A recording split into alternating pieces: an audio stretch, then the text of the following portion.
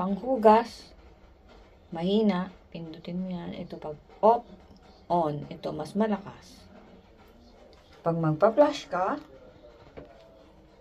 tingnan nyo. Tara mo muna yan para mainit ang kanilang bowl.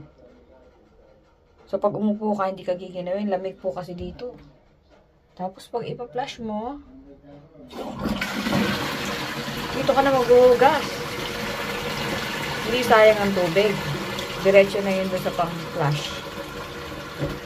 Galing, ha? Ayan, o.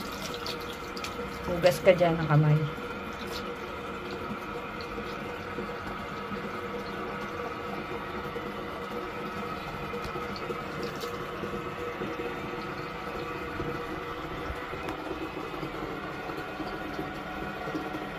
Hanggang mapuno yun. Tapos, pwede na siyang pang-flush din.